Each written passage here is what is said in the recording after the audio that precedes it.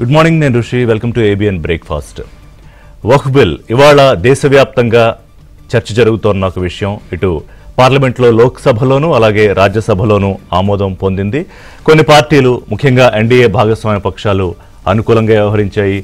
INDIA కూటమి పక్షాలు వ్యతిరేకించాయి. చర్చలో కూడా పాల్గొనకుండా వాకౌట్ చేశాయి. తర్వాత కాంగ్రెస్ అలాగే ఎంఐఎం అధినేత అసదుద్దీన్ ఓవైసీ ఈ బిల్లు రాజ్యాంగ విరుద్ధం అంటూ సుప్రీంకోర్టును ఆశ్రయించారు. అంటే రాష్ట్రపతి ఆమోదం ముంగిట వీళ్ళు సుప్రీంకోర్టుకు వెళ్లడం కొంత ఉత్కంఠ. అంటే సుప్రీంకోర్టు ఈ బిల్లును టేకప్ చేసి ఏం చెబుతారు, అత్యున్నత న్యాయస్థానం అనేది ఎదురు చూడాలి. అసలు ఈ వక్ఫ్ బిల్ ఏంటి, ఈ వక్ఫ్ వార్ ఎందుకు జరుగుతోందంటే చిన్న బ్రీఫ్ ఇచ్చే ప్రయత్నం చేస్తాను.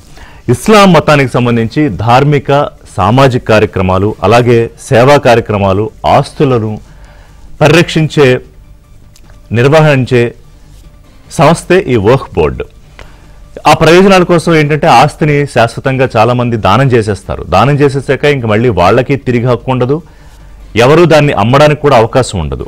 అలాగా వక్ఫ్ చట్టం చేయబడింది 1954లో. అంటే 1934లో బ్రిటిష్ ఉన్నప్పుడే ఈ వక్ఫ్ సంబంధించిన వ్యవహారం మొదలైన 54లో స్వతంత్రం వచ్చిన తర్వాత భారతదేశంలో ఆస్తుల పరిరక్షణ కోసం వక్ఫ్ యాక్ట్ 1954 ఇంట్రడ్యూస్ చేశారు. దాన్ని మరింత బలోపేతం చేస్తూ 1995లో ఈ యాక్ట్ రాష్ట్రానికో బోర్డు అలాగే సెంట్రల్ వక్ఫ్ కమిషన్ ఒకటి ఏర్పాటు చేశారు. అంటే ఈ ప్రొటెక్షన్ కోసం ముఖ్యంగా ఏంటంటే ఈ ధార్మిక వ్యవహారాలు ఎవరైతే, ఎందుకంటే వందల కొద్ది ఎకరాలు ఇచ్చారు, ఆ డీటెయిల్స్ చెప్తాను. ఓవరాల్గా ఎంత ల్యాండ్ ఉంది దేశంలో ఈ బోర్డు కిందకి, అలాగే ఏ రాష్ట్రాల్లో ఎంత బోర్డు వస్తుంది, ఎందుకు దీని మీద ఇంత రగడ జరుగుతోంది, దీన్ని రాజ్యాంగ విరుద్ధం అని ఎందుకు అంటున్నారు, ముస్లింలకు సంబంధించి మతపరమైన స్వేచ్ఛను లాగేసుకుంటున్నారు, ఒక మతానికి సంబంధించి పోలరైజేషన్ చేసే ఒక ప్రయత్నం జరుగుతోంది, తద్వారా ఎన్నికల్లో గెలవాలనే ఆలోచన కోసమే బీజేపీ కుతంత్రం చేసిందని ఎందుకు అంటున్నారు, ఇవన్నీ కూడా ఇవాళ మనం చర్చలో మాట్లాడాలి. అంటే విపక్షాలు చేసే వాదనలో ఇది రాజ్యాంగ విరుద్ధం అని చేసే వాదనలో పస ఎంత ఉంది అనేది కూడా ఎడ్యుకేట్ చేయాల్సిన అవసరం కనిపిస్తోంది. ఒకవేళ బీజేపీ నేతృత్వంలో ఎన్డీఏ ప్రభుత్వం దీని మీద నిజంగానే దురుద్దేశంతో ఏమన్నా చేసిందా, అది కూడా మాట్లాడాలి. తెలుగుదేశం పార్టీ కొన్ని సవరణలు సూచించింది, సుమారుగా ఒక 3 సవరణలు. ఆ సవరణలను ఆమోదించి ఈ బిల్లులో ఇంట్రడ్యూస్ చేసిన తర్వాతే తెలుగుదేశం పార్టీ అలాగే జనసేన, కూటమిలో భాగస్వామిగా ఉన్న జనసేన కూడా మద్దతు ఇచ్చారు. ఇటు వైఎస్ఆర్సీపీ దీన్ని వ్యతిరేకిస్తూ వస్తోంది, కానీ దీని మీద ఒక వివాదం నడుస్తోంది. వ్యతిరేకిస్తూ లోక్సభలో మాట్లాడడము, ఓటింగ్ చేయడం జరిగింది. కానీ లోక్సభలో బలం ఎక్కువ ఉంది కాబట్టి ఎన్డీఏకి వ్యతిరేకించినా సరిపోయింది, వ్యతిరేకించారు. కానీ బీజేపీ అంటే భయం కాబట్టి, మోదీ అంటే భయం కాబట్టి రాజ్యసభలో ద్వంద్వ వైఖరి తీసుకుని రాజ్యసభలో ఈ బిల్లుకి అనుకూలంగా వైసీపీకి సంబంధించిన 7 సభ్యులు ఓటేశారని తెలుగుదేశం పార్టీ ఆరోపణ. దానికి సంబంధించి నాగుల్ మీరా నిన్న ప్రెస్ మీట్ పెట్టారు, అలాగే మాజీ మంత్రి నక్కా ఆనందబాబు కూడా ప్రెస్ మీట్ పెట్టారు. 2-3 నాయకులు, ముస్లిం నాయకులు కూడా మాట్లాడారు. దాంట్లో నిజానిజాలు కూడా తేల్చాల్సిన అవసరం ఉంది. ఒకవేళ అదే కనుక వాస్తవం అయితే ఏంటి ద్వంద్వ వైఖరి, ఏంటి డబుల్ స్టాండర్డ్, అంటే రాష్ట్రంలోనూ డబుల్ స్టాండర్డ్ తీసుకుని అనేక అంశాలపై, కేంద్రంలో కూడా ఈసారి జగన్మోహన్ రెడ్డి వైఎస్ఆర్సీపీ తాలూకా డబుల్ స్టాండర్డ్ బయటపడింది. ఇవాళ దేశం మొత్తానికి వాళ్లే చెప్పుకున్నారని తెలుగుదేశం పార్టీ అలాగే కూటమి నేతలు ఆరోపిస్తున్నారు. దాంట్లో నిజానిజాలు కూడా ఇవాళ తేల్చేద్దాం. అయితే ఈ వక్ఫ్ సవరణ బిల్లు 2025 బిల్లు ఏమిటి, అసలు ఈ బిల్లులో ఏముందో క్లుప్తంగా చెప్తాను నేను మీకు. ముస్లిం సభ్యులు మాత్రమే ఉండే ఈ బోర్డులో ఇతర మతాల వారికి కూడా సభ్యత్వం, అంటే మొత్తం 22 మంది సభ్యులు ఉంటారు ఈ బోర్డులో. కేవలం 4 ముస్లిమేతరులు ఉండే అవకాశం కల్పిస్తోంది.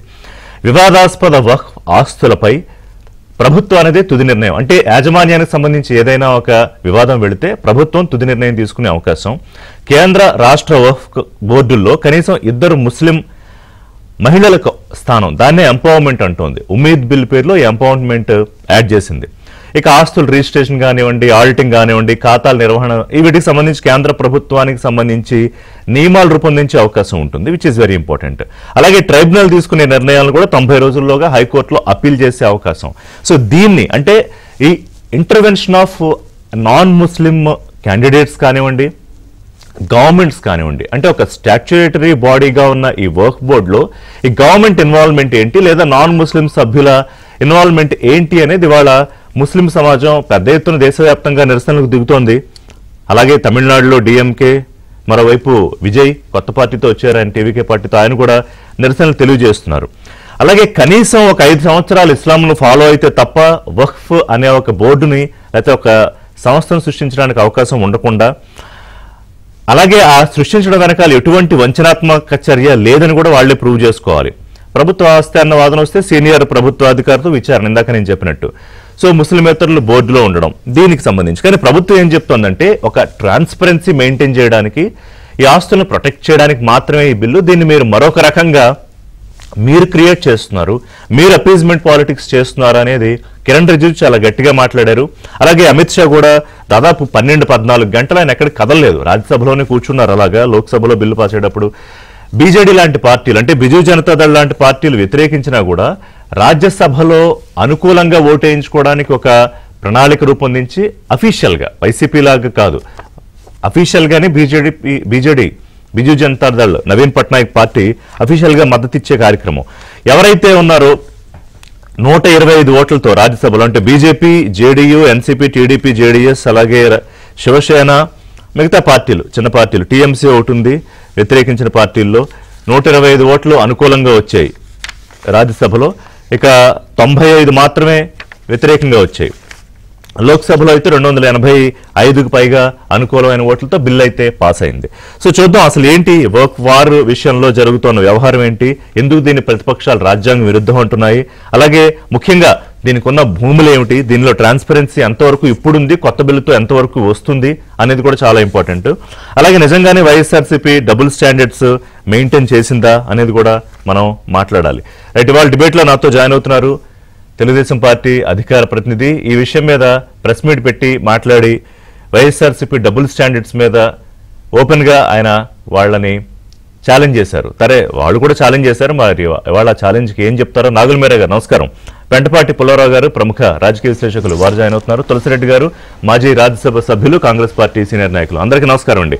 రైట్, నాగుల మీరా గారు చెప్పండి, ఏమిటి ఈ ముందు డబుల్ స్టాండర్డ్ వ్యవహారం మీద మాట్లాడదాం, తర్వాత ఈ వర్క్ భూములు వ్యవహారం ఏంటి, బిల్లు ఎంతవరకు ట్రాన్స్పరెంట్, మా తులసిరెడ్డి గారు వీళ్ళందరూ దీన్ని ఎందుకు వ్యతిరేకిస్తున్నారు, మా పుల్లారావు గారు ఏం చెప్తారు, ఇవన్నీ మాట్లాడదాం. ముందు మీరు చెప్పండి, ఎందుకు దీన్ని మీరు సమర్థించారు, మీరు చేసిన సవరణలు ఏ రకంగా ఉపయోగపడతాయి, వైఎస్ఆర్సీపీ వ్యతిరేకిస్తోంది అని చెప్తూనే అనుకూలంగా ఓటేసిందా రాజ్యసభలో?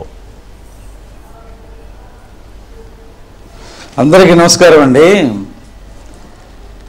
ఈ చట్టంలో ఒక 4 అభ్యంతరకరమైనటువంటి అంశాలు ఉన్నాయనేది మా అధినాయకుడు చంద్రబాబు నాయుడు గారి దృష్టికి రావటం, ఆయన దానిని చాలా ముస్లిం పెద్దలతో కానీ, టీడీపీలో ఉన్నటువంటి ముస్లిం నాయకులతో కానీ, ఎంపీలతో కానీ, అట్లాగే కేంద్రంలో ఉన్నటువంటి ఎన్డీఏ పక్షాలతో కూడా మాట్లాడి దాదాపు ఒక 3 అయితే అందులో నుంచి సవరణలు తీసుకురావడం జరిగింది. 4వది ఏంటంటే ముస్లిమేతరులు వక్ఫ్ బోర్డులో ఉండటానికి వీల్లేదు అనేది ఇక్కడ ప్రధానమైనటువంటి అంశం. దీనిని తీసేయాలి అని కూడా చంద్రబాబు నాయుడు గారు అడగటం జరిగింది. అయితే దానికి సానుకూలంగా స్పందించి ఈ అధికారం రాష్ట్రాలకు ఇవ్వండి, రాష్ట్రాల్లో మేము వక్ఫ్ బోర్డులో మా ఇష్టానుసారంగా మేము అది ఏర్పాటు చేసుకుంటామని వాళ్ళు చెప్పడం జరిగింది. దానికి వాళ్ళు సూత్రప్రాయంగా కూడా అంగీకరించడం జరిగింది. ఇక్కడ ఏంటంటే ఈ ఎపిసోడ్లో మొత్తం కూడా చంద్రబాబు నాయుడు గారు దాదాపు 2 రోజుల పాటు రాత్రి 3 గంటల వరకు ఉండి ముస్లిం మనోభావాలు దెబ్బతినకూడదనేటువంటి ఆలోచనతో వారు చేసినటువంటి ప్రయత్నానికి మరి ముస్లిం సమాజం వారికి ధన్యవాదాలు తెలియజేస్తా ఉందండి.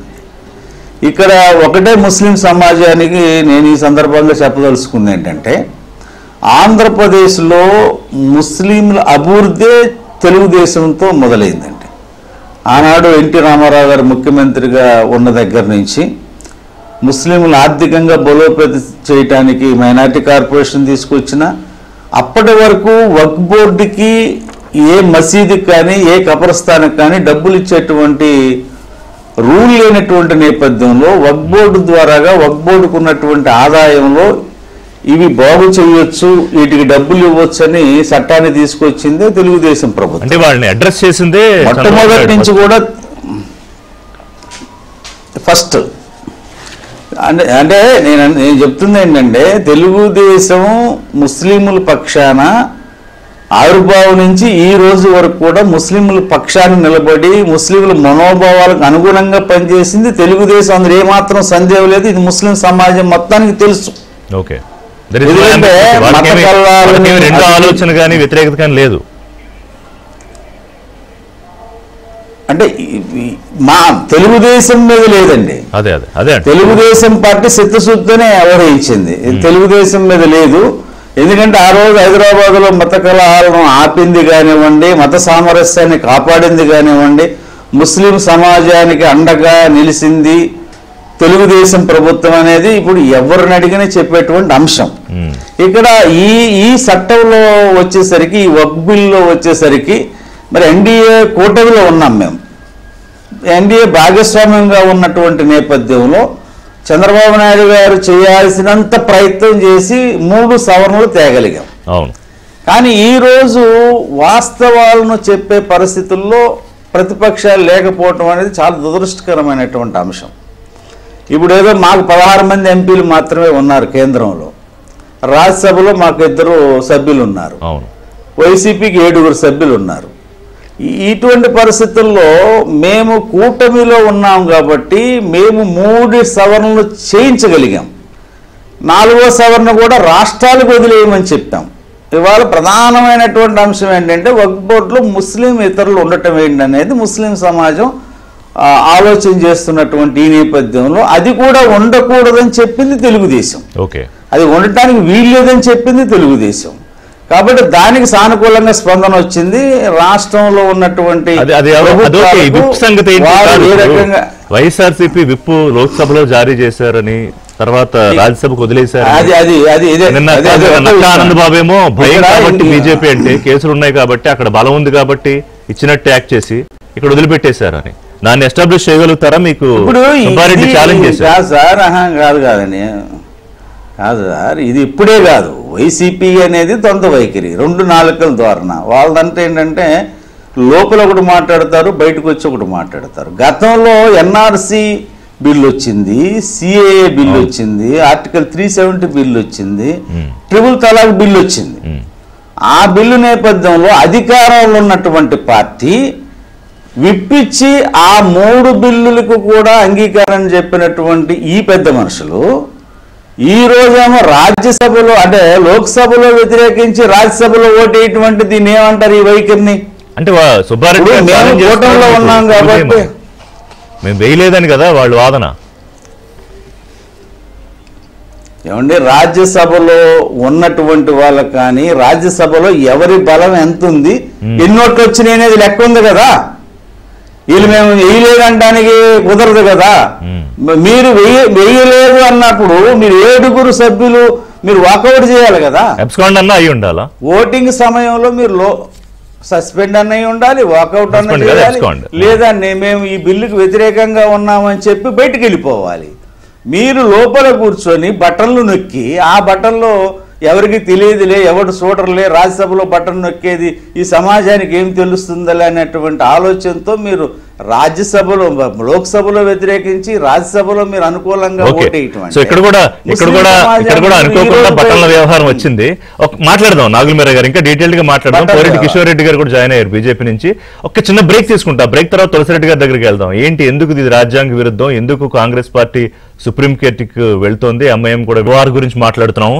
తులసిరెడ్డి గారు, united Waqf management empowerment efficiency and development act Umeed 40, 46, 47, 48, 50A సెక్షన్లో సవరణలు, ఇది ట్రాన్స్పరెన్సీ అండ్ ఎఫిషియన్సీ కోసమని ప్రభుత్వం చెప్తోంది. మరి ఎందుకు కాంగ్రెస్, ఇతర పక్షాలు, విపక్షాలు, మోస్ట్ ఆఫ్ ది ఐఎన్డీఏ పక్షాలు దీన్ని రాజ్యాంగ విరుద్ధం అంటున్నారు? ముస్లింల మత స్వేచ్ఛను హరించే బిల్ అని ఎందుకు అంటున్నారు? ఇప్పుడు ఇక్కడ నేను బిల్లును యాక్చువల్ గా నేను చదవలేదు, ఓన్లీ పేపర్ లో వచ్చిన దాన్ని బట్టే నా డిస్కషన్ వ్యవహారం ఉంటుంది. బిల్లు యాక్చువల్ గా నేను చదవలేదు. వివిధ పేపర్లు అన్ని చూసినప్పుడు ఆ పాయింట్ నోట్ చేసుకోవడం జరిగింది. దాంట్లో సరే పాజిటివ్ పాయింట్స్, నెగిటివ్ పాయింట్స్ వస్తాయి. ఇక్కడ ప్రధానంగా 2 అంశాలు. ఒకటి, వైకాపా డబుల్ గేమ్ ఆడిందా లేదంటే, రెండవది ఈ యొక్క బిల్లు రాజ్యాంగ వ్యతిరేకం అవునా కాదనేది. ఈ 2 అంశాలు అనుకుంటే, ఫస్ట్ అంశానికి సంబంధించి ఈ విషయంలో వైకాపా డబుల్ గేమ్ ఆడిందని నేను అనుకోవడం లేదు. ఇక్కడ లోక్సభలో ఆల్రెడీ విప్పించారు. మిథున్ రెడ్డి మాట్లాడిన వ్యతిరేకంగా ఓటింగ్ కూడా వేశారు అగనెస్ట్ గా. కాబట్టి లోక్సభలో క్లారిటీ ఉంది. రాజ్యసభకు సంబంధించి సరే విప్పు ఇచ్చారు కానీ ముందు ఇచ్చారా తర్వాత ఇచ్చారనేది కొంత కాంట్రవర్సీగా ఉంది.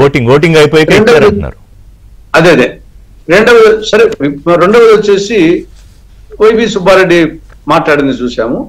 మూడవది ఇక్కడ 7 మంది సభ్యుల్లో నాకు తెలిసి చూస్తే పరిమళానత్వాన్ని వరకు బిల్లుకు అనుకూలంగా ఓటేశాడు. మిగతా 6 మంది వైవి సుబ్బారెడ్డి, గొల్ల బాబురావు, మేడ రఘునాథ్ రెడ్డి, పిల్లి సుభాష్ చంద్రబోసు, అయోధ్య రామరెడ్డి, నిరంజన్ రెడ్డి, ఈ 7 మందిలో 6 మంది వచ్చేసి బిల్లుకు వ్యతిరేకంగా పరిమళానత్వాన్ని బిల్లుకు అనుకూలంగా వేసినట్టు కనపడతా ఉంది. కాబట్టి ఇక్కడ వైవి సుబ్బారెడ్డి స్పీచ్ మనం విన్నాము. పరిమళానత్వాన్ని ఇది ఓపెన్ గా తెలుస్తా ఉంది. ఒకవేళ వీళ్ళు విప్పించినా విప్పియకుండా ఆయన డెఫినెట్ గా అపకేసాన్ని తెలుసు.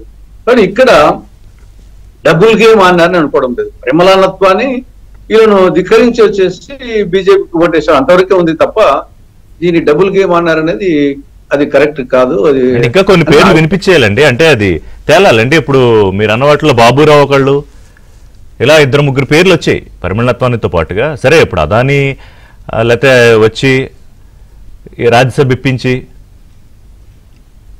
తీసుకున్న రాజ్యసభ ఆయన ఎట్లాగా జగన్ వ్యతిరేకించి ఓటేశాడు అనేది కూడా చర్చ జరగాలి కదా. కాబట్టి ఇక్కడ అదేదో డబుల్ గేమ్ ఆడినారనే యాంగిల్లో నేను ఒప్పుకోవడం లేదు. అది పరిమళానత్వాన్ని వీళ్ళు చెప్పినా గానీ ధిక్కరించే పరిస్థితి. అంతవరకు వచ్చేసి విప్పనిది దేనికోసము పార్టీ ఆదేశానికి వ్యతిరేకంగా చేసినప్పుడు వాళ్ళను అనర్హత పెట్టి వేస్తానికి స్పీకర్ కు అందుకే కదా, అందుకే ఓటింగ్ అయిపోయాక విప్పించారట కదా. కాదు చెప్తాను, అందుకే ఓటింగ్ అయిపోయాక విప్పించారట. అదే మరి దానివల్ల వచ్చేసి ఓకే ముందు ఇచ్చినా గానీ ఆయన వచ్చేసి ఫైనల్ గా స్పీకర్ చేయాల్సిందే. ఒకవేళ ముందే ఇచ్చారనుకున్నాం, ఇచ్చి ధిక్కరించి వచ్చేసి పరిమళానత్వాన్ని ఓటు వేసామనుకున్నాం. వీళ్ళు ఒకవేళ అతని సస్పెండ్ సభ్యత రద్దు చేయాలనుకున్నా గానీ ఇప్పుడు విప్పు ఓటింగ్ అయిపోయాక ఇచ్చినా కూడా అది కూడా డబుల్ స్టాండర్డ్ లాగే అర్థం వస్తుంది కదా. ఇప్పుడు వాళ్ళ మీద అనర్హత పడకుండా ప్రొటెక్ట్ చేయడానికి వీళ్ళకు పరిమళానత్వాన్ని మీద చర్య తీసుకునే వీళ్ళకి వచ్చేసి ఉద్దేశం లేదు. ఒకవేళ వీళ్ళు చెప్పినా గానీ వినరు, కాదు వచ్చేసి చైర్మన్ చేయాలి కాబట్టి అది ఎలా కాదని చెప్పేసి ఒకవేళ అది ముందు ఇచ్చారు తర్వాత ఇచ్చారు అనుకున్నా గానీ ఏది ఇచ్చినా ఫైనల్ గా వచ్చేసి అతను ముందు ఇచ్చినా వ్యతిరేక అనుకూలంగా ఓటేసేవాడే పరిమళానత్వాన్ని. మిగతా బాబురావు విషయం మరి మీరు చెప్తున్నారు కాబట్టి నేను అక్కడ పెద్దగా చూడలేదు. కానీ పరిమళానత్వాన్ని విషయం స్పష్టంగా తెలుస్తుంది. ఆయన విప్పు ముందు ఇచ్చినా తర్వాత ఇచ్చినా ఆయన బిల్లుకు అనుకూలంగా వేసేవాడే. ఆయన మీద చర్య తీసుకోవాలి అనుకున్నా కానీ వీళ్ళు ఫైనల్ గా వచ్చేసి చైర్మన్ తీసుకోవాల్సిందే, తీసుకోరు. కాబట్టి దీంట్లో డబుల్ స్టాండర్డ్ అనేది కల్లా వాళ్ళ యొక్క ఓకే డబుల్ స్టాండర్డ్ ఉందని మీరు అనుకోవట్లే. మీరు ఎందుకు వ్యతిరేకంగా అనుకోవడం లేదు. ఇక రెండో విషయం వచ్చేసి ఇది చాలా సున్నితమైన అంశము, గంభీరమైన అంశము. ఇది ఇంకా ఎంత దీన్ని తక్కువ డిస్కస్ చేసేంత మేలవనిపోయింది. ఎందుకంటే ఇది సమాజానికి పార్టీలకు మంచిది కాదు, సమాజానికి మంచిది కాదు. డివిజన్ రావడం ఆల్రెడీ కోర్టుకు పోతున్నారు. ఇట్లా కోర్టుకు ఆల్రెడీ వేశారు. తర్వాత వచ్చేసి దాంట్లో అది రాజ్యాంగ వ్యతిరేకమా రాజ్యాంగ పరిధిలో ఉందనేది కోర్టు డెఫినెట్ గా కాన్స్టిట్యూషనల్ బెంచ్కి పోతుంది. అక్కడ మెయిన్ గా ఆర్టికల్ 14 అది సమానత్వ హక్కు, ఆర్టికల్ 25 మతాన్ని ఆచరించే స్వేచ్ఛ, ఆర్టికల్ 26 మతపరమైన వ్యవహారాలను నిర్వహించే స్వేచ్ఛ, ఆర్టికల్ 29 మైనారిటీ హక్కులు, ఆర్టికల్ 300A ఆస్తి హక్కు. ఈ ఒక 5-6 ఆర్టికల్స్ మీద రాజ్యాంగ వ్యతిరేకమని వీళ్ళు పోయే వాళ్ళు పోతున్నారు. అది నిజంగా రాజ్యాంగ వ్యతిరేకమా రాజ్యాంగం రేపు కాన్స్టిట్యూషనల్ బెంచ్ పోతుంది తెలుస్తుంది. కాబట్టి ఇది ఇంకా లీగల్ గా చూసుకునేది మేలు తప్ప దీని ఇంకా సమాజానికి ఎంత డిస్కషన్ పెట్టి దాని సమాజాన్ని డివిజన్ చేసి ఇంకా తులసిరెడ్డి గారు ఇప్పుడు అన్ని గంటల పాటు అంటే సుమారు ఉదయం 4 గంటల వరకు దేశ అత్యున్నత చట్టసభలో చర్చ జరిగిన తర్వాత దీన్ని ఇంకా డివిజన్ మనం చర్చ జరగకూడదు అనుకుంటే మళ్ళీ అది ఇంకో యాంగిల్ తీసుకుంటుంది. అయిపోయింది ఇంకా ఆ పేజ్ అయిపోయింది. ఇంకా దాని పొద్దుసము ఇరని కాదు జనరల్ గా దాని మీద డిస్కషన్ మనం పుల్లారావు గారు ఏమంటారు చూద్దాం, తర్వాత కిషోర్ రెడ్డి గారి దగ్గరికి వెళ్దాం. పుల్లారావు గారు ఏంటి ఇంకా దీని మీద చర్చలు ఆపేద్దాం అంటారు తులసిరెడ్డి గారు ఒకటి. రెండోది ఇప్పుడు ట్రాన్స్పరెన్సీ కిరణ్ రిజిజు ఏంటంటే ఎంత హిందూ ఎండోమెంట్ బోర్డ్స్ తో పోల్చినప్పుడు ఎవరైతే దీన్ని వ్యతిరేకిస్తున్నారో అది పోలిక లేదని చెప్పారు. ఎందుకంటే ఇది స్టాట్యూటరీ బోర్డు, మతపరమైన బోర్డు కాదని. ఒకటి అది చెప్పండి. తర్వాత ఇది 22 మంది సభ్యుల్లో కేవలం 4 మాత్రమే ముస్లిమేతరులు ఉంటారు. వాళ్ళకి డెసిషన్ తీసుకునే అధికారం లేదు, కానీ మేబీ డెసిషన్ ఆపే అధికారం ఉంటుందేమో మనకు తెలియదు. సో ఏంటి మీరు ఎట్లా చూస్తున్నారు ఈ మొత్తం వ్యవహారాన్ని? ఒకటి, ఫస్ట్ ఆఫ్ ఆల్ సుప్రీంకోర్టుకి వెళ్తే ఉపయోగం ఉండదు. ఎందుకంటే నేనేం కొత్తగా చెప్పట్లేదు, ఆల్రెడీ దీని మీద సుప్రీంకోర్టుకి వెళ్ళారు. ఇప్పుడు కాదు, గత 99 మీరు చెప్పిన తర్వాత వెళ్తే సుప్రీంకోర్టు వకాఫ్ ప్రాపర్టీ మేనేజ్మెంటే మత ప్రాక్టీసెస్ కి సంబంధం లేదు అని స్పష్టంగా చెప్పారు. ప్రాపర్టీ మేనేజ్మెంట్ కి వకాఫ్ అది ముస్లిం ఎండోమెంట్ పవిత్రమైంది, ఇచ్చింది, వాళ్ళు ఆనర్ చేయాలి. ప్రాపర్టీ మేనేజ్మెంట్ అంటే it's not a religious board, it's a property management board. Property management స్పష్టంగా చెప్పారు సుప్రీంకోర్టు. అది ఇప్పుడు వెళ్ళి అది మళ్ళీ అదే చెప్తారు, ఇది ప్రాపర్టీ మేనేజ్మెంట్. నువ్వు ఆస్తులు తినేదురా అందరికీ ముస్లింస్కే ఖర్చు పెట్టమని. తర్వాత ఇంకోటి కూడా నాగల్ మీరా గారు మాట్లాడారు, ఒక మాట మర్చిపోయారు అనుకుంటున్నా.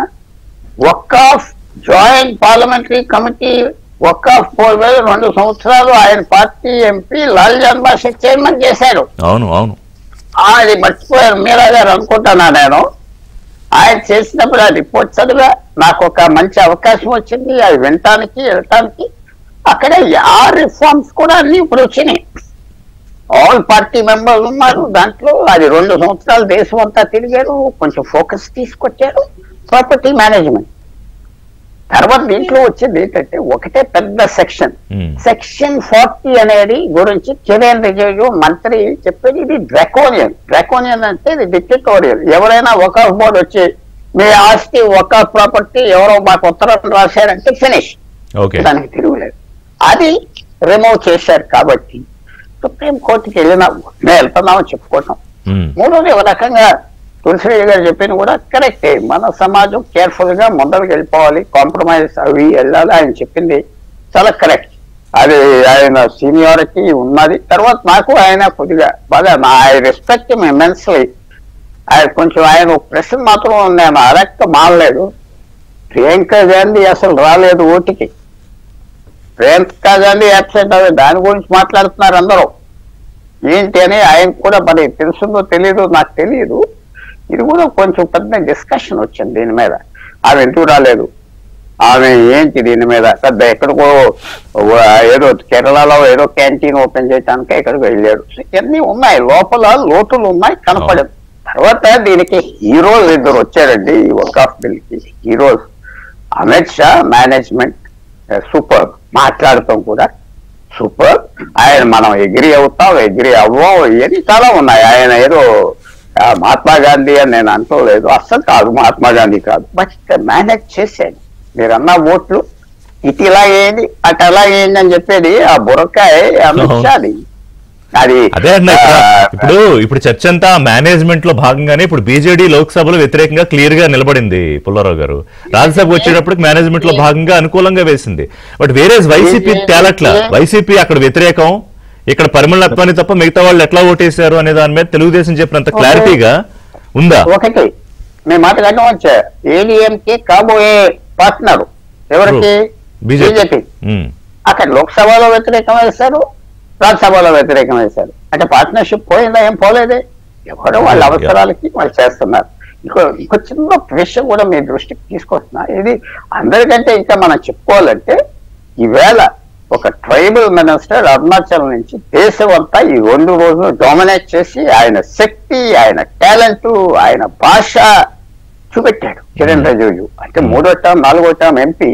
విశేషంగా ఆయన పార్లమెంట్ ని నేను స్పెల్ బౌండ్ గా కూర్చోబెట్టాడు. ఎక్కడికి వెళ్ళిన మొక్కల్లో ఎవరిని తెచ్చలేదు. మేము 15 గంటలు 18 గంటలు టైం ఇచ్చాము డిస్కషన్ కి. వ్యతిరేకించారు, బాగా వ్యతిరేకించారు. చాలా విశేషంగా ఆయన మాత్రం అది మనం ఒక కంగ్రాచులేట్ చేయాలి. అంత సబ్జెక్ట్ డామినేట్ చేశాడు కిరణ్ రిజిజు. అందరూ ఇంక్లూడింగ్ మోడీ, అమిత్ షా ఫ్లోర్ ఆయనకి ఇచ్చేశారు. సో ఇవన్నీ ఉన్నాయి. ఇప్పుడు మెయిన్ థింగ్ ఏంటంటే మీరు కొత్తగా చెప్పాలంటే ఇది పాలిటిక్స్ లో జరుగుతుంది. చాలా చక్కటి పాలిటిక్స్, మనం ఆప్ చేయలేం. ఇలీగల్ కాదు ఇది. మీరు అన్నది ఇటు వేశారు అటు వేశారు. బీజేపీకి ఒడిశా పార్టీకి లోక్సభలో ఎంపీలు లేరు, ఫ్రీ ఓట్ ఇచ్చారు. ఏడీఎంకేకి నీ ఓట్లు అక్కర్లేదు, లోక్సభలో ఓట్లు అక్కర్లేదు, ఇష్టం వాళ్ళు వేసుకున్నారు. ఒకటి రిషి గారు, మన అందరికి తెలిసి ఏంటంటే ఏ కమ్యూనిటీ ఓటర్ అయినా ఇండియాలో ఇవన్నీ మామూలే. ఆఖరి ఎలక్షన్ రాత్రి నువ్వు ఏం పడేస్తావు అరే అదనంటే అందరూ కోపం వస్తుంది ఎలక్షన్ సింపుల్ గా తేల్చేసి అది ఆఖరి వాడి మొహం మీద డబ్బులు వేస్తే ఇవన్నీ పెట్టుకుంటాయి కాదు అక్కడ తులసిరెడ్డి గారు చెప్తే నేను అన్ని మన డిస్కషన్ వీళ్ళ కోపం వచ్చేసింది, వాళ్ళు ఇలా చంపేస్తారు, వాళ్ళు ఏదో చేసేస్తారు, ఓటర్లు ఊరుకోరంటారు. అంటే ఇప్పుడు ఆ మాత్రం అయితే ఇప్పుడు కాంగ్రెస్ పార్టీ ఎంఐఎం కోర్టుకి వెళ్ళింది కూడా దాని ఆ ఓట్ బ్యాంక్ పాలిటిక్స్ లో భాగంగానే. ఓవేసీ ఒక మంచి లాయరు, ఓవేసీ మంచి నాలెడ్జ్ ఉన్న వ్యక్తి, ప్రధాన మంత్రి స్టఫ్ ఉన్న వ్యక్తి, కానీ అస్తమానం ఒక సబ్జెక్ట్ మీదే ఆ ట్యూన్ కొడతాయిపోవడంతో చాలా ఇంటెలిజెంట్ ప్రైమ్ మినిస్టర్ మెటీరియల్. దేశంలో Kiren Rijiju Owaisi prime minister material అంటున్నా, అంత ఉన్నది, నాలెడ్జ్ ఉన్నది. బేస్ రైట్, ఒక బ్రేక్ తీసుకుంటా. కిషోర్ రెడ్డి గారు, ఎందుకు దేశం అంతా ఈ వక్ఫ్ సంబంధించి ఇంత పెద్ద చర్చ అంటే 39 లక్షల ఎకరాలు, అంటే లేటెస్ట్ పార్లమెంట్లో చర్చ సందర్భంగా బయటకు వచ్చిన స్టాటిస్టిక్స్ చూస్తే మొత్తం 8.72 లక్షల ప్రాపర్టీస్కి సంబంధించి 39 లక్షల ఎకరాలు, అంటే భారత భూభాగంలో 5% పైగా ఉన్న భూమి. దేశ ఆర్మ్డ్ ఫోర్సెస్ అండ్ రైల్వేస్ రెండు కలిపితే కన్నా కూడా ఎక్కువ భూభాగం. మరి అది ఎన్ని లక్షల కోట్లు వాల్యూ ఉంటుంది? అందుకే ఎంత చర్చ, అంటే ఎందుకు ఎంత నిరసనలు, లేకపోతే వివాదాలు, లేకపోతే కోర్టుల చుట్టూ తిరుగుతోందంటే దీని గురించి. ఇక హైదరాబాదు, చెన్నై, ఢిల్లీ, ముంబై, బెంగళూరు, కోల్కతా, పూణే, అహ్మదాబాద్, వెస్ట్ బెంగాల్, వీటన్నిటిలో లక్షల ఎకరాల కొద్దీ ఉన్నాయి భూములు ఈ వక్ఫ్ బోర్డుకి సంబంధించి. హైదరాబాద్లో కూడా అనేక సందర్భాల్లో చూస్తాం, అనేక ప్రాంతాల్లో ఇది వక్ఫ్ బోర్డు, వక్ఫ్ భూమి అని చెప్పి. సో కిషోర్ రెడ్డి గారు, ఫస్ట్ ఆఫ్ ఆల్ ఏంటంటే మన పుల్లారావు గారు అప్రిషియేట్ చేసినట్టు కొత్తగా చెప్పక్కర్లేదు, బీజేపీ అంటే మేనేజ్మెంట్లో సిద్ధహస్తులు, అదే పార్టీ అయినా. సో ఈసారి కూడా అలాగే ఎల్జేపీ లాంటి పార్టీలు, అయితే బీజేడీ లాంటి పార్టీలు లోక్సభలో వ్యతిరేకంగా వేసిన రాజ్యసభకు వచ్చేటప్పటికి అనుకూలంగా మలుచుకున్న పరిస్థితి. వైసీపీది మరి మీరే ఏమన్నా తేల్చి చెప్పాలి, ఇక్కడ ఏం తేలట్లా, ఎవరెవరు ఎటు వచ్చారనేది. నవ్వడం కాకుండా ఆన్సర్ చెప్పాలి కిషోర్ రెడ్డి గారు, ఏం జరిగింది వైసీపీ విషయంలో, అలాగే ఎందుకు దీని మీద అసలు ఇప్పుడు టేకప్ చేయాల్సిన అవసరం ఏంటి? మీరు ఏదో మొత్తం పోలరైజ్ చేసేస్తున్నారు, అది ఎన్నికల కోసమే, దీని వెనకాల చాలా పెద్ద ప్లానే మీకు ఉందనేది మొత్తం చర్చ, నిరసనలు కూడా దాని ముందుగా రిషి గారు మీకు, అట్లాగే నాగుల్ మీరా గారికి, పుల్లారావు గారికి, తులసిరెడ్డి గారికి, మన ఏబిఎన్ ప్రేక్షకులందరికీ శుభోదయం అండి. నమస్కారం. ఇది కేవలం వైసీపీ వారినే కాదండి, బీజేడీ వారినే కాదు, మేము ప్రియాంక గాంధీ గారిని కూడా మెప్పించి ఒప్పించి రాకుండా చేశాము, ఓటు వేయకుండా. సో అట్లాగే రాహుల్ గాంధీ గారు కూడా మీరు పెద్దగా మాట్లాడకండి, అంతకైతే వాటిని ఒప్పించాం. కానీ దాదాపు ఆఖరి వరకు వచ్చి లేదు ఇది కొంచెము మేము ఒక స్టాండ్ తీసుకున్నాము, మళ్ళీ ఓట్ బ్యాంక్స్ అన్ని రాహుల్ గాంధీ గారు వారు డిబేట్ లో లేరు. ఇక లాస్ట్ మూమెంట్ లో మరి అసలైతే ఒప్పందం జరిగిపోయింది, వారు కూడా పాజిటివ్ గా ఓటేస్తారని, ఒకవేళ వేస్తే, లేకపోతే యాబ్సెంట్ అవుతారని. కానీ లాస్ట్ మూమెంట్ లో మరి వారి తర్జన భర్జనలో మళ్ళీ ఓట్ బ్యాంక్ పాలిటిక్స్ అంతా ఎక్కడ ఎఫెక్ట్ లేదండి. ఏం అర్థం చేసుకున్నా కానీ ఇప్పుడు ప్రజలు అర్థం చేసుకోగలరు. నేను అనేది ఏంటంటే, మనకు లోక్సభలో చర్చ జరిగినప్పుడు మనం అందరము విన్నాం. మీరే ఇప్పుడు చెప్పారు దాదాపు 39 లక్షల ఎకరాలు అనేది కాదు. అదే కాకుండా కోర్టులు విస్మయం వ్యక్తం చేశాయండి. ఈ కేరళలో 600 ఇది క్రిస్టియన్స్, క్యాథలిక్ చర్చిలన్నీ సపోర్ట్ చేశాయండి దీనికి. 600 ఫ్యామిలీస్ కి భూభాగం అంటే భూమి వక్ఫ్ గా డిక్లేర్ చేశారు. ఇందులో కొన్ని మేజర్ గా పాయింట్స్ ఏంటంటే, 2 మేజర్ పాయింట్స్ ఉన్నాయి. దాని తర్వాత ఇంకొక 2 దీని గురించి అంటే ఎవరెవరు ఉండొచ్చు అన్న దాని మీద 2 పాయింట్లు ఉన్నాయండి. అవి మామూలుగా బయట చర్చల్లో కూడా ఈవెన్ అన్ని పార్టీల వాళ్ళు కూడా దీనికైతే ఒక ప్రాబ్లమాటిక్ స్టేటస్ వచ్చిందని కోర్టుల దగ్గర నుంచి రాజకీయ పార్టీ నాయకులు అందరూ అంటున్నారు. అది కాదనేది లేదు. సో దానికి ఒక సొల్యూషన్ కావాలి అని అన్న దాంట్లో 2 వివాదాస్పదమైనవి ఇష్యూస్ ఏమయ్యాయి అంటే ఈ ఆచరణలో చాలా వివాదాస్పదమైనవి ఏమైనాయంటే, వక్ఫ్ బోర్డు వారే ఏదైనా భూమిని సెక్షన్ 40 కింద వారికి వారే తేల్చుకుని ఇది వక్ఫ్ భూమి అని చెప్పి డిక్లేర్ చేస్తే అది వక్ఫ్ భూమి అయిపోతుంది. కొన్ని అయితే 1500 సంవత్సరాల క్రితము గుళ్ళు ఉన్న స్థలాలను కూడా వక్ఫ్ భూములుగా డిక్లేర్ చేశారు. అది ప్రాబ్లం అన్నమాట. వారు డిక్లేర్ చేశారు. కానీ మన రాజ్యాంగ ప్రకారము కోర్టులు ఉన్నాయండి, జ్యుడిషియల్ రివ్యూ అంటారు, basic structure of the constitution అంటాము. కోర్టుల రివ్యూ లేకుండా అయిపోయిన పరిస్థితికి వచ్చేసింది. ఒకటి, కోర్టుల అధికారాన్ని గవర్నమెంట్స్ అండ్ ఈవెన్ కోర్ట్స్ అది మేజర్ ప్రాబ్లం కదా ఒకటి. రెండోది ఏంటంటే, వక్ఫ్ బై యూసేజ్ అనేది అంటారు. అంటే ఒక 4 రోజుల నుంచి మేము అంటే కొన్ని సంవత్సరమే కావచ్చు, 6 నెలలు కావచ్చు, 3 నెలలు కావచ్చు. మీకు ఇప్పుడు రోడ్ల మీదనే నేను ఓన్లీ ముస్లింల దాని గురించి అనట్లేదు, కానీ రోడ్ల మీదనే ఒక చిన్న ష్రైన్ పెట్టేసి ఈవెన్ హిందూ ఇవైనా కానీ గుళ్ళు అయినా కానీ చిన్న చిన్న చాలా చోట్ల ఉన్నాయి కదా, హైదరాబాద్ రోడ్డు చాలా చోట్ల ఉన్నాయి. మనం రోడ్లు వెడల్పు చేయలేము, ఏమీ చేయలేని పరిస్థితి ఉంది కదా. ఎందుకంటే ఆ హక్కు ఎట్లా వచ్చిందంటే ఆ భూమి పలానా గుడిదో పలానా మాస్క్దో అని కాదు, అది వాడకంలో ఉంది చేయబట్టి ఆ హక్కు మాది అన్న టైప్. ఇదే దాన్ని వక్ఫ్ కి అనుసంధానించారు. అంటే ఏంటి అని అంటే ఒక 4 చోట్ల నలుగురు ఏదైనా కార్యక్రమానికి ముస్లింలు వాడితే దాన్ని వక్ఫ్ గా ఎవరు డిక్లేర్ చేస్తారు? ప్రభుత్వం డిక్లేర్ చేయడం కాదు, లేకపోతే ఇంకొకరు డిక్లేర్ చేయడం కాదు, వక్ఫ్ బోర్డే డిక్లేర్ చేసుకుంటది. సో ఈ రెండింటి వల్ల ఏమైనాయంటే కొన్ని అసలు వింత విడ్డూరాలు జరిగిపోయినాయి అనమాట. అంటే 1500 సంవత్సరాల క్రితం అంటే అప్పటికి ఇంకా ఇస్లామే పుట్టని సమయంలో గుళ్ళు కట్టిన చోటు కూడా అది కూడా వక్ఫ్ భూమి అన్న పరిస్థితిలోకి వచ్చింది. మొన్న రిజిజు గారే అన్నట్టున్నారు, ఈవెన్ ఈ పార్లమెంట్ భూమి స్థాయికి వచ్చేసింది ఆర్గ్యుమెంట్ ఈ రోజు. ఇది ఒకటండి. రెండోది ఏంటంటే సరే ఈ వక్ఫ్ భూములు ఈ విధంగా పెరిగిపోయాయి, ఇంత ఉందన్నారు కదా, ఆదాయం చూడండి పోనీ, ఎందుకంటే చారిటబుల్ యాక్టివిటీ చేయాలి కదా, దాన ధర్మాలు ఇట్లాంటివి చేసుకోవాలి కదా, ముస్లింల బాగోగుల కోసమైనా కానీ ఏదైనా కార్యక్రమాలు చేయాలి కదా. ఆదాయం మాత్రం ఇది లక్షల ఎకరాలు అని చెప్పి చూస్తుంటే మనము, కానీ ఆదాయం మాత్రము 100 కోట్లలో నుంచి ప్రతి సంవత్సరము గత 5 సంవత్సరాల్లోనే కోట్లకు తగ్గిపోయి ఇప్పుడు 14 కోట్లకు ఏమో వచ్చింది పోయిన సంవత్సరము ఆదాయం మొత్తం వక్ఫ్ భూములది.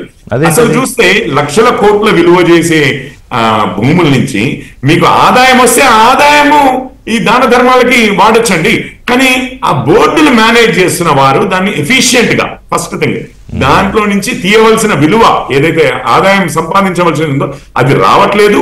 రెండవది ఏంటంటే దానికి ఇతరత్ర చాలా కారణాలు ఉన్నాయి. ఇన్కరింగ్ కరప్షన్ కూడా కొంతమంది చేతిలోనే ఉండి పరిస్థితులు కాదు, బిల్లులో అవినీతి నిర్మూలన అన్నారంటే అందులో ఇన్కరింగ్ కరప్షన్ కూడా ఉంది కాబట్టి తగ్గిపోయింది ఆదాయం. ఎగ్జాక్ట్లీ అండి. ఇంకొకటి ఏంటంటే మూడోది ఏంటంటే ఇవన్నీ కూడా సాధారణ ముస్లింలకు బెనిఫిట్ చేసే వ్యవహారాలండి. ఇంకొకటి ఏంటంటే ఇప్పుడు వక్ఫ్ భూములు ఎక్కడున్నాయి, ఏమున్నాయి, ఎంత ఉన్నాయి, ఎవరికి కంట్రోల్ లేదు చేయబట్టి గవర్నమెంట్ కానీ కోర్టులకు కానీ. ఇప్పుడు మీకు ఏమైపోయిందంటే ఆ వక్ఫ్ భూముల మీద ఎంతో మంది కబ్జాలు పెట్టారు. కబ్జాలు పెట్టిన వారు బయటి వారు ఉన్నారు, వీరు ఉన్నారు. ఇప్పుడు మీరు తిరుమల తిరుపతి దేవస్థానం ఉందనుకోండి, ఆ స్థలాల మీద ఎవరైనా కన్నేస్తే ఎమ్మటే ప్రభుత్వం యొక్క పూర్తి శాయశక్తులు వడ్డీ కూడా దాన్ని కాపాడుకోవడానికి అవకాశం ఉంటది. ఎందుకంటే గవర్నమెంట్ ఈజ్ ఇన్వాల్వ్. ఇక్కడ ఏముంటది వక్ఫ్తో అసలు మీకు గవర్నమెంట్ తో సంబంధం లేదు, మాకు వీరితో సంబంధం లేదు, వారితో సంబంధం లేదు, ఎవరు చూసేది లేదు, ఆడిట్ చేసేది లేదు అని అంటే కొంతమంది చేతుల్లోకి ఈ ఆస్తులు పోయి వాటిని దుర్వినియోగము ప్లస్ ఎవరైనా కబ్జా చేస్తే కాపాడుకోలేకపోతే ఇప్పుడు కిషోర్ రెడ్డి గారు మీరు అనేది ఏంటంటే జరిగిందండి. అది ట్రాన్స్పరెన్సీ అండ్ ఎఫిషియన్సీ తోటి రెగ్యులైజ్ చేయడానికి ఉమ్మేదని, కానీ ముస్లిం సమాజం మొత్తం వాళ్ళు రోడ్ల మీదకి వచ్చి వాళ్ళ నిరసనలు సరే కోర్టులు ఏం చెప్తాయి ఒకటి ఏం లేదు. ముస్లిం సమాజం మొత్తం కూడా లేదండి, చాలా మంది ముస్లింలు కూడా సపోర్ట్ చేశారు. ఇంకొక విషయం చెప్తాను, ఇప్పుడు ఇది అసలు ఇంత ఆస్తులున్న వక్ఫ్ బోర్డు పేదలకి, ముస్లిం పేదలకి అందులో కూడా ఏమైందంటే కొన్ని వర్గాల వారే కబ్జా చేసినట్లుగా కొన్ని వందల మంది చేతుల్లోనే మొత్తము దేశంలో ఉన్న వక్ఫ్ అంతా కబ్జా అయ్యింది అన్న టైప్ లో, అంటే వారి కంట్రోల్లోనే ఉంది అన్న టైప్ లో. అని మళ్ళీ అది సంవత్సరాల తరబడి దశాబ్దాల తరబడి వాళ్ళ కంట్రోల్లోనే ఉంది.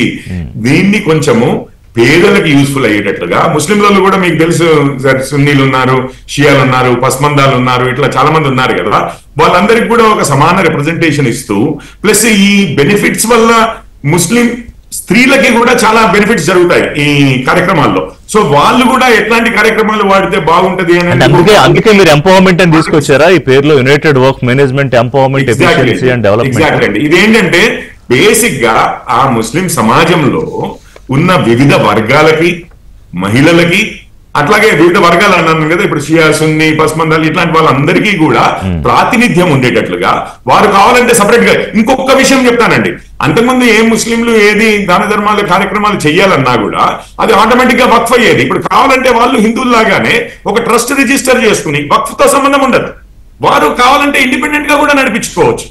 సో ఈ విధంగా ఏంటి అని అంటే కొంచెము ఈ చట్టాలు మన దేశంలోనే కాదండి, మనకి ఒక నోట్ కూడా పంపించారు కేంద్ర ప్రభుత్వం వారు. ఈవెన్ ఇరాన్ ఇప్పుడు ఇంకొకటి 2 వ్యక్తులు నాన్ ముస్లిమ్స్ అని అన్నారు. ఇప్పుడు ఎక్స్పర్టీస్ కావాలన్నా వాళ్ళకు కూడా మీకు ఒక్క విషయం చెప్తాను, ఇరాన్ లో కూడా నాన్ ముస్లిమ్స్ ఉందండి, ఒమాన్ లో కూడా ఉంది. సో ఇది పరిస్థితి. ఏంటి అని అంటే ఇదేదో మనం ఒక్కలము మన దేశంలో చేసిందని కాదు, వివిధ ఇస్లామిక్ దేశాలతో కంపేర్ చేస్తూ అక్కడ చట్టాలు ఇట్లా ఉన్నాయి, మన దగ్గర ఏముంది, మనం ఏదో ఇది రిలీజియస్ యాక్టివిటీస్ లో పెట్టట్లేదు. మీరు ఏమంటారు, తిరుపతిలో ఇప్పుడు లోపల పూజలు ఏ విధంగా జరగాలి రైట్ అన్న దాని మీద ప్రభుత్వానికి అధికారం ఉండదు. Correct right. కానీ ఇప్పుడు టికెట్ల కోసము ఇక ఉంటాయి, మీకు తెలుసు కదా, అవకతవకలు అయ్యే అవకాశం ఉంటుంది. ప్రొక్యూర్మెంట్ ఉంది, ఏదైనా వస్తువులు సామాగ్రినే కానీ మనం దేనికోసమైనా కానీ ఎవరి దగ్గర నుంచి ఏమి అర్థమైంది. ఇందాక వాటివన్నీ కూడా క్లియర్ గా అదే మన పుల్లారా గారు చెప్పినట్టు this is nothing to do with religious but it's only to manage. But అదే ఒకసారి మళ్ళీ నాగుల మీరా గారితో కూడా మాట్లాడదాం, ఎందుకంటే ఆ కొంత ఆ వైవిధ్యం లేకపోతే కొంత విరుద్ధం ఏమన్నా ఉందా ముస్లిం సమాజానికి సంబంధించినది? విపక్షాలు కానీ ముస్లిం సమాజంలో కొన్ని వర్గాలు కానీ సో దీన్ని మతపరమైన స్వాతంత్రం మీద దాడి అని ఎందుకు చూస్తున్నాయో ఒకటి చెప్పండి. రెండోది ముస్లిం సమాజంతో సరైన సమావేశాలు జరిపి నిర్ణయం తీసుకోలేదంటున్నారు, కానీ యాక్చువల్ చూస్తే బిల్లును మొత్తం 31 మంది సభ్యులతో జేపీసీ వేసి సమీక్ష జరిపి ప్రవేశపెట్టిన బిల్లు. మరి ఎందుకనేది అర్థం చేసుకోవట్లేదు? ఇందులో నిజంగానే స్వతంత్రాన్ని హరించే అవకాశం ఏమన్నా ఉందా ఈ బిల్లు ద్వారా? తులసిరెడ్డి గారు చాలా సీనియర్ లీడర్, వారు పెద్ద ఆయన అంటే నాకు బాగా గౌరవం. కానీ వైసీపీ డబుల్ గేమ్ ఆడలేదని చాలా ఖచ్చితంగా చెప్తా ఉన్నారు. అసలు డబుల్ గేమ్ ఆడటంలో పెద్ద ఆశ్చర్యం ఏముంది వైసీపీకి? డబుల్ గేమ్ ఆడటం అంటే వాళ్ళకి వెన్నతో పెట్టిన విద్య. ఎందుకంటే వాళ్ళకి ఇబ్బంది పాపం, ఎందుకంటే సిబిఐ కేసులు ఉన్నాయి, ఈడీ కేసులు ఉన్నాయి. వాళ్ళకు ఉన్నది ఇబ్బందిని బట్టి వాళ్ళు రాజ్యసభలో ఓటు వేసి ఉండొచ్చు. అంటే ఇందాక చెప్పిన మేనేజ్మెంట్ లో భాగంగా కిషోర్ రెడ్డి గారు చెప్పిన మేనేజ్మెంట్ లో భాగంగానే వైసీపీ ఏముందండి, మేము వేసాము అని చెప్తే ఏమవుతుంది? ఇప్పుడు ఇంతకు ముందు వేశారు కదా, 4 చట్టాలకు వేసాము, ఈ చట్టానికి విశేషం ఏముంటుంది? మేము ఊరుకోకపోయినా సమాజానికి వాళ్ళకి 125 ఓట్లు వచ్చినాయి, ఎవరెవరు ఎన్ని ఓట్లు వచ్చినాయి రేపేం తెలుస్తుంది కదా, బయటకు వస్తుంది కదా. దానికి పెద్ద విశేషం ఏముంది? నాకు 22 మంది ఎంపీలు ఇస్తే నరేంద్ర మోడీ గారి మెడలు వంచి ప్రత్యేక హోదా తీసుకొస్తానన్న పెద్ద మనిషి 5 ఏళ్ల కాలంలో కేంద్రం నుంచి ₹1 తెచ్చిన పాపాను పోలేదు. ఇవాళ 9 నెలల్లో పోలవరానికి నిధులు, రాజధానికి నిధులు, రైల్వే జోను, స్టీల్ ప్లాంటు, ఇలా లెక్కేసుకుంటే ఎన్నో తీసుకొచ్చాం. అంటే ఇక్కడ మేము పొత్తు ధర్మాన్ని పాటిస్తున్నాం, వారు కేసుల ధర్మాన్ని పాటిస్తా ఉన్నాడు జగన్మోహన్ రెడ్డి. అందులో పెద్ద విశేషం ఏమీ లేదు. అయితే బీజేపీ నాయకులు మాట్లాడుతూ రోడ్డు మీద కడితే మసీదు అది వక్ఫ్ కింద వస్తుంది అన్నారు. రోడ్డు మీద కట్టిన ఎండోమెంట్ కింద వస్తుంది. మసీదు కానీ ఈద్గా కానీ ఏమన్నా కానీ సార్ ఓకే ఓకే ఓకే మీరు వక్ఫ్ కింద వస్తే అన్నారు. నేనేమంటున్నానంటే మీరు ప్రభుత్వ స్థానంలో గుడి కట్టినా అది ఎండోమెంట్కే వస్తుంది. అంటే ఎండోమెంట్కు బోర్డు కాదు సార్ ఏనండి సార్ ఇప్పుడు ఎండోమెంట్ భూములు అన్యాక్రాంతమైన ప్రభుత్వం జోక్యం చేసుకోవచ్చు, అలాగే వక్ఫ్ భూములు అన్యాక్రాంతం అవుతున్నా కూడా ప్రభుత్వం జోక్యం చేసుకోవచ్చు. ప్రభుత్వం దేన్ని వదిలే ప్రసక్తి లేదు. వీటన్నిటిలో ఎక్కడ అన్యాయం జరిగినా కోర్టుకు వెళ్ళొచ్చు. కాదు ఇప్పుడు నేను అడిగిన ప్రశ్న అన్యాయంగా ప్రత్యేక కాదు, దీని మీద నిరసనలు చేసే సమాజానికి ఏం చెప్తారు మీరు, మీ సోదరులకి, మన సోదరులకి? ఇప్పుడు నిరసనలు అంటే కాదు సార్, 1956లో యాక్ట్ వచ్చింది, 95లో అమెండ్మెంట్ చేశారు. ఇవాళ స్వాతంత్రం వచ్చిన తర్వాత ఇప్పటి వరకు వక్ఫ్ బోర్డులో ముస్లిం ఇతరులు లేరు కదా, ఇప్పుడు ముస్లిం ఇతరులని పెట్టాల్సినంత అవసరం ఏమొచ్చింది అనేది ప్రధానమైనటువంటి అంశం. సరే ఇప్పుడు చాలా చాలా అభ్యంతరం అది. దాన్ని కూడా చంద్రబాబు నాయుడు గారు ఎన్డీఏ నాయకుల దృష్టికి తీసుకెళ్ళటం, వాళ్ళు కూడా ఇది రాష్ట్రాలు ప్రస్తావించారు, ఇది రాష్ట్రాలకు అధికారం ఇమ్మన్నారు. అంటే రాష్ట్రంలో ఒక వక్ఫ్ బోర్డు ఉంటుంది, జిల్లాలకు ఒక వక్ఫ్ బోర్డు ఉంటుంది, ఇవన్నీ కూడా రాష్ట్ర పరిధిలో ఉండేటువంటి బోర్డులు ఇవన్నీ కూడా. కాబట్టి వీటిల్లో మేము వేసుకుంటా ఉన్నారు. అంటే మహిళలు ఉండేది కూడా ఇదివరకు కూడా ఉందండి, మహిళలు అదే కాదు. ఏదైనా ముస్లిం మనోభావాలు దెబ్బతినకుండా రాష్ట్రంలో కాపాడగలిగేటువంటి నాయకుడు చంద్రబాబు నాయుడు గారు అనేది మా ఆంధ్రప్రదేశ్ వరకు. అంటే రాష్ట్రాలకి వక్ఫ్ బోర్డులు ఉంటాయి కాబట్టి అక్కడ వరకు ఇబ్బంది లేదు. రైట్, అర్థమైంది. తులసిరెడ్డి గారు, ఇప్పుడు కాంగ్రెస్ పార్టీ అంటే మీరు అన్నారు ఇంకా డివైజివ్ పాలిటిక్స్ లో భాగంగా దీని మీద డిబేట్లు ఆపేస్తే బెటర్ సమాజానికని. ఆపట్లేదు కదా, అక్కడ డిఎంకే కాంగ్రెస్ దేశవ్యాప్తంగా మరి ఉవ్వెత్తున ఉద్యమాలు చేస్తుంటే మరి వాళ్ళకి ఏం చెప్తారు? ఇప్పుడు లీగల్ గా పోయేది ఒక అంశం, అది ఓకే. ఉద్యమాల రూపం అనేది ఇంకా కాంగ్రెస్ పార్టీ పరంగా లీగల్ గా పోతుంది. ఉద్యమాల రూపం అనేది ఇంకా ఇప్పటికేం కాంగ్రెస్ దేశం తీసుకోలేదు. అది రాజ్యాంగ వ్యతిరేకం అనేది, రాజ్యాంగ వ్యతిరేకం అన్నప్పుడు ఏ అంశం మీదనే పోవచ్చు. రాజ్యాంగ వ్యతిరేకమా అవునా కానీ వాళ్ళు తెలుస్తారు. కాబట్టి అది మతాలని కాదు, రాజ్యాంగ వ్యతిరేకం అని భావిస్తుంది. ఈ ఆర్టికల్ 14, 25, 26, 29, 300A వ్యతిరేకం అనే యాంగిల్లో కాంగ్రెస్ పార్టీ ఉంది. కాబట్టి దాన్ని లీగల్ గా ప్రొసీడ్ అవుతుంది. ఇక్కడ నాగుల మీరా గారు చెప్పినట్లే ఇక్కడ 22 మంది సభ్యుల్లో ఎక్స్ అఫీషియో సభ్యులతో కలిసి 4 ముస్లిమేతరులు ఉంటారు. అన్యమతానికి చెందిన 3 ఎంపీలు, 2 మహిళలు ఉంటారు. మహిళల వరకు ఒకే గతంలో ఉందంటున్నారు. ఇప్పుడు మంచిది ఏది వచ్చేసి ఇక్కడ ముస్లిమేతరులు వాళ్ళు వచ్చేసి సంఖ్య కూడా తక్కువే, కాబట్టి దానిలో ఇబ్బంది లేదనేది ఒక పైగా డెసిషన్ తీసుకునే అథారిటీ కూడా లేదని కిరణ్ రిజిజు చెప్పారు కదా. వాళ్ళను వాళ్ళు లేకుంటే వచ్చిన నష్టం ఏముంది? ఇప్పుడు అది ఒకవేళ ఇంత కాంట్రవర్సీ అయినప్పుడు ముస్లిమేతరులు అది సంఖ్య 2, 3, 4 తక్కువే కావచ్చు. ముస్లిమేతరులు అనేది ఇప్పుడు జనరల్ గా ఏం ఆలోచిస్తారంటే ఒక ట్రస్ట్ బోర్డు, ఒక దేవాలయం ట్రస్ట్ బోర్డు వేసినప్పుడు ఆ ట్రస్ట్ బోర్డు హిందువులే ఉంటారు కదా అనే యాంగిల్ పబ్లిక్ వచ్చేసి ఆ కోణంలో అది ఎక్కువ పోతుంది. వచ్చేసి ఎందుకు ముస్లిమేతరులు ఒకరు కావచ్చు, ఇద్దరు కావచ్చు, ఎందుకు వేయాలా? ఒక్క నిమిషం, కిషోర్ రెడ్డి గారు మేబీ హ్యావ్ ఏ పాయింట్. ఒక్క నిమిషం కిషోర్ రెడ్డి గారు, అంటే ఈ అబ్జెక్షన్ ఎక్కువ వినిపిస్తుంది. ఇది ఇందులో ఒక చిన్న ఇది ఉంది సార్. ఐ థింక్ నాగుల మీరా గారు కూడా ఒప్పుకుంటారు. ఇది ఏంటంటే ఇదే కన్ఫ్యూజన్ వచ్చింది. ఇప్పుడు మనము టిటిడి బోర్డులో అన్య మతస్థుల అన్న టైప్ లో ఉండొచ్చు, దానికి కంపారిజన్ వస్తుంది కదా. టెంపుల్ బోర్డుతో సమానం కాదు ఇది.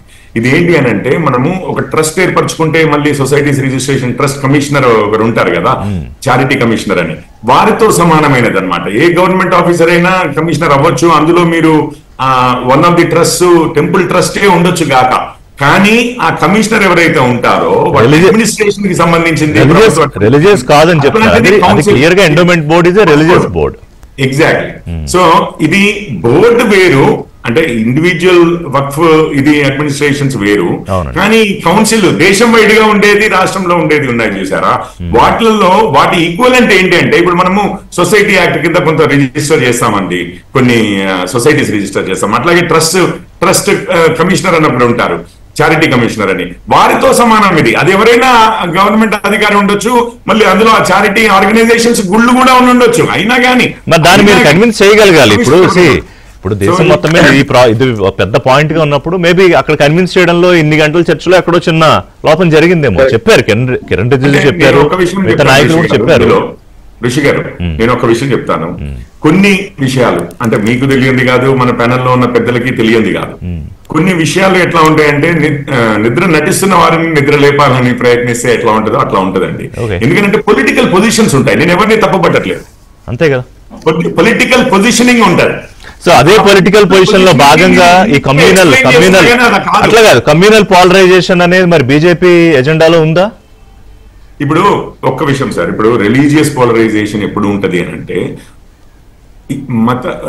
మతాలని ఒక సెక్యులర్ దేశంలో మనిషి యొక్క విలువ మతాన్ని బట్టి, మనిషికి ఏ చట్టం అప్లై చేస్తుంది అనేది మతాన్ని బట్టి మీరు పెట్టారనుకోండి, పోలరైజేషన్ కి అవకాశం ఉంటుంది. నేను అమెరికాలో ఉండొచ్చాను కాలం కన్నా ఎక్కువ. అక్కడ ఎప్పుడు ఏనాడు పెళ్లికే గాని, విడాకులకే గాని, ఆస్తి పంపకాలకే గాని, వారసత్వానికే గాని ఏనాడు కూడా గవర్నమెంట్ తో డ్రైవింగ్ లైసెన్స్ తీసుకుంటే ఎట్లాగైతే ఉంటుందో మీ మతము, మీ కులము, మీ రేస్ ఇక్కడ కూడా మనం ఏం చేస్తున్నాం అంటే ఎఫిషియన్సీ, అందరినీ కలుపుకుపోవడము, ప్రాతినిధ్యం ఇవ్వడము. ఇప్పుడు ముస్లిం సమాజం నష్టపోతుంది, దాంట్లో నుంచి ఆదాయం లేకపోవడము, కబ్జాలు అయిపోవడము, కొంతమంది దాంట్లో నుంచి పూర్తి కంట్రోల్ ఉండడము, ఇవన్నీ కూడా ఆడిట్స్ లేకపోవడము, ఇవన్నీ కూడా ముస్లిం సమాజానికే నష్టం అవుతోంది. ఇప్పుడు ఇవే ప్రాక్టీసెస్ నేను చెప్పాను. ఇప్పుడు నాన్ ముస్లిమ్స్ ఉన్నారా అంటే ఇరాన్ లోను, ఒమాన్ లోను పరిస్థితి. సో పుల్లారావు గారు ఏం చెప్తారు? What can you conclude finally? ఇది ఒక స్టెప్ అయిపోయింది. కోర్టుకి సాప్ చేయి. బీజేపీ మీద పెద్ద బాధ్యత ఉన్నది. ఏదో చట్టం పాస్ చేసామని కాకుండా వాళ్ళు ఒక ఫోర్స్ కి పవర్స్ ఇచ్చి డబ్బు ఇచ్చి శాంక్షన్ చేసి వాళ్ళ ఇంటెన్షన్ చూపెట్టాలి. వాళ్ళ దేశవ్యాప్తంగా అది మోడర్నైజ్ చేసి పనిచేసి వాళ్ళకి ఎందుకంటే ఆస్తులు ఉన్నాయి. ఒక 100 మెడికల్ కాలేజెస్ కట్టొచ్చు, 100 నర్సింగ్ కాలేజెస్ కట్టొచ్చు, ముస్లిం సమాజాన్ని మార్చవచ్చు. వాళ్ళు అది చేస్తారా చేయరా? ఈ చట్టంతో ఊరుకుంటారా? బీజేపీ మీద మాత్రం పెద్ద దీని మీద అపోహలు అనుమానాలు తొలగించాల్సిన బాధ్యత ఉంది. ప్రాక్టీస్ లోనే ఉంటుంది, అది అంగీకరిస్తున్నామండి మేము కూడా. ప్రాక్టీస్ లోనే కనిపిస్తుంది ఈ అపోహలు. డెఫినెట్లీ, ఎందుకంటే ఒకవేళ జరగకపోతే మళ్ళీ దానికి సమాధానం చెప్పాల్సి వస్తుంది. మళ్ళీ ఆ ఉద్యమాలు పోరాటాలు లేకపోతే ఒక రకమైన డివైజ్ నేచర్ మళ్ళీ బయటకు వస్తుంది. అది రాకుండా చూసుకోవాల్సిన బాధ్యత కూడా ఉంది. సరే, ఇంక వైసీపీ వ్యవహారం చూద్దాం. వాళ్ళు వేసారా వేయించారా ఏంటో కిషోర్ రెడ్డి గారు నవ్వారు కానీ ఏం చెప్పలేదు. ఎలా తేలుతుందో చూద్దాం.